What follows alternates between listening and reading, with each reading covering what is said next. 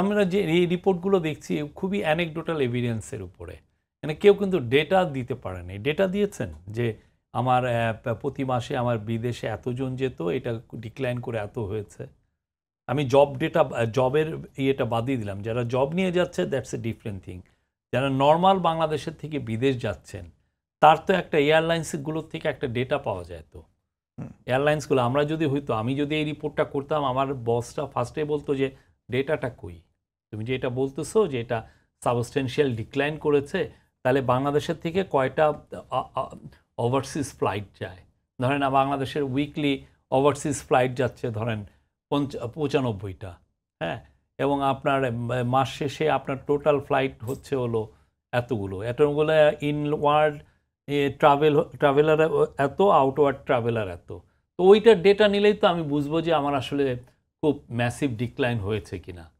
এটা আসলে আপনি দেখেন, আপনি রিপোর্টগুলো পড়েন। আমি জাগো নিউজের একটা রিপোর্ট পড়লাম, আমি কোনো ডেটা পাই না, বরঞ্চ উনি রিপোর্টার অনেক বেশি এমফাসিস দিচ্ছেন ইন্ডিয়ার উপরে। আর ইন্ডিয়া কেন আমাদের এখন ভিসা দিচ্ছেন এটা আমরা সবাই তো মালয়েশিয়ার যে বিষয়টি, তুরস্কর যে বিষয়টি, মালয়েশিয়া তুরস্ক আসলে এটা হচ্ছে কিনা আপনারা, আমার মনে হয় যে আপনারা একটু ইয়ে করেন। ইয়ের কথাও বলছেন, থাইল্যান্ডের কথাও বলছেন। থাইল্যান্ডে আমি তো জানি যে তারা প্রতি কি দিন 400 টাকা করে ভিসা দেওয়ার কথা, বা ওইটা হচ্ছে। আমার মনে হয় যে এই জিনিসগুলো সত্যিকার অর্থে এটা কিন্তু খুব পাওয়া যায়। যদি এরকম হয় যে না বাংলাদেশের মানুষগুলো বিদেশে যেতে পারছে না, তাহলে তো এয়ারলাইন্সগুলো তো তাদের ইয়ে কমায় দিবে যে না আমি এতগুলো, আমি সপ্তাহে, কারণ এমিরাস সপ্তাহে 14টা ফ্লাইট অপারেট করে। এমিরাস কেন তাহলে 14টা ফ্লাইট অপারেট করবে? এমিরাস তখন 10টা করবে। জি, আরেকটি বিষয় প্রসঙ্গ এসেছে, সেটি হলো যে যুক্তরাষ্ট্র অর্থাৎ ট্রাম্প প্রশাসনের যে 35% শুল্ক আরোপ বাংলাদেশের প্রতি 14টি দেশের উপর করেছে, এবং এক একটি দেশের উপর 1% করেছে। বাংলাদেশের উপর 35% করেছে, যেটি আসলে আমাদের যেগুলো কম্পিটিটিভ নেশন আছে যেমন ভিয়েতনাম, তাদের উপর 20%, আমাদের উপর 35%। এই বিষয়ে যেহেতু ডক্টর মোহাম্মদ ইউনূস আসলে ক্লিঞ্চ হয়েছে, শেষ হয়েছে ভিয়েতনামের ডিলটা, আপনি শিওর? আপনি কালকে ফাইন্যান্সিয়াল টাইমসটা পড়েছেন? ফাইন্যান্সিয়াল টাইমসে আপনি দেখেন ভিয়েতনামের উপরে একটা বড় রিপোর্ট আছে। ওরা বলছে যে 20% বা 40% নিয়ে যথেষ্ট ধোঁয়াশা আছে, এবং এটা যদি হয় সেটা নিয়ে ভিয়েতনামের বিজনেসম্যানরা এটা নিয়ে কথা বলছেন।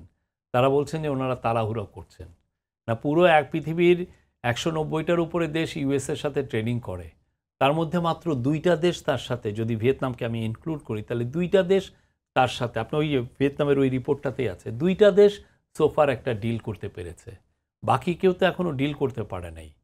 এটা ইউরোপিয়ান ইউনিয়নই বলেন বা কানাডা বলেন বা ইউকে বলেন বা মেক্সিকো, যারা একদম খুব ইউএসএ সবচেয়ে কাছের বন্ধু, সারা জীবনের পরীক্ষিত বন্ধু, যাদের সাথে নিয়ে এসে সেকেন্ড ওয়ার্ল্ড ওয়ার করেছে। বড় বড় যুদ্ধে যখন দেখেন ইউএস কারকে, কোন কোন দেশের, ইরাক ওয়ারে কারা কারা যে ইউএসের সাথে যুদ্ধ করেছে, বা এইবার এই যে যখন ইয়ের সাথে টেনশন হচ্ছিল, ইসরায়েল ইরান টেনশনের সময় আপনি দেখেছেন কারা, তো তাদের সাথেই তো এটা ক্লিঞ্চ হয় নাই। অস্থির হওয়ার কিছু নাই।